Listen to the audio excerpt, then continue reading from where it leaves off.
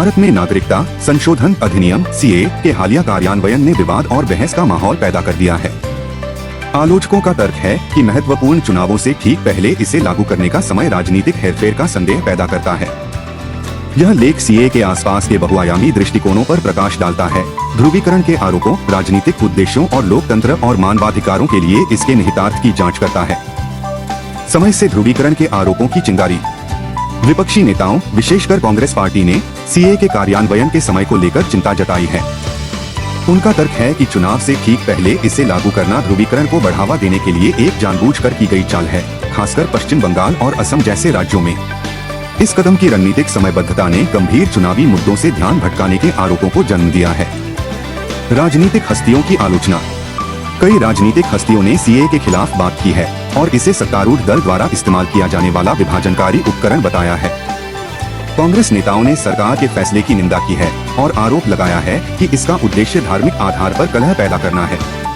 इसके अतिरिक्त भारतीय कम्युनिस्ट पार्टी यूबीटी की आवाजों ने सांप्रदायिकता के मुद्दों पर प्रधानमंत्री नरेंद्र मोदी की चुप्पी को उजागर करते हुए सरकार पर चुनावी लाभ के लिए सांप्रदायिक तनाव का फायदा उठाने का आरोप लगाया है। राज्य की प्रतिक्रियाएं और बचाव। जहां कुछ राज्यों और नेताओं ने सीए का पुरजोर विरोध किया है, वहीं अन्य ने इसके कार्यान्वयन का बचाव किया है। तमिलनाडु के मुख्यमंत्री एम.के. स्टालिन ने सीए का राजनीतिकरण करने, मानवीय मुद्दे को भेदभावपूर्ण उपकरण में बदलने के लिए मोदी सरकार की आलोचना की है। हालांकि पश्चिम बंगाल के राज्यपाल सीवी जैसे अधिकारी आनंद बोस ने सीए को वर्षों पहले शुरू की गई शासन प्रक्रिया के हिस्से के रूप में देखा है और शासन मानकों को बनाए रखने में इसकी भूमिका पर जोर दिया है। जांच और छानबीन की मांग। कर्नाटक में गृह मंत्री जी गौड़ ने सीए के पीछे निर्णय लेने की प्रक्रिया की गहन जांच का आह्वान किया है। उनका सुझाव है कि इसके कार्यान्वयन का समय राजनीति से प्रेरित है और इसका उद्देश्य चुनावी लाभ हासिल करना है। जांच का यह आह्वान सीए की विवादास्पद प्रकृति और लोकतांत्रिक प्रक्रियाओं पर इसके निहितार्थ को रेखांकित करता है।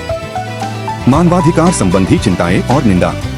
एमनेस्टी इंडिया सहित मानवाधिकार संगठनों ने सीए की भेदभावपूर्ण प्रकृति और संवैधानिक लोकतंत्र और अंतर्राष्ट्रीय मानवाधिकार मानकों के उल्लंघन का हवाला देते हुए इसकी कड़ी निंदा की है। उनका तर्क है कि नागरिकता धार्मिक या जातीय विचारों के बजाय समानता और गैर भेदभाव के आधार पर दी जानी चाहिए। निष्कर्ष।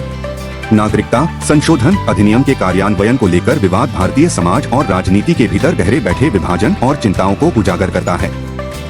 जहां कुछ लोग इसे एक आवश्यक सुधार के रूप में देखते हैं, वहीं अन्य इसे राजनीति से प्रेरित पैंतरेबाजी के रूप में देखते हैं। जैसे जैसे बहस बढ़ती जा रही है, लोकतंत्र, सांप्रदायिक सद्भाव और मानवाधिकारों के लिए सीए के भविष्य के निहितार्थ अनिश्चित बने हुए हैं।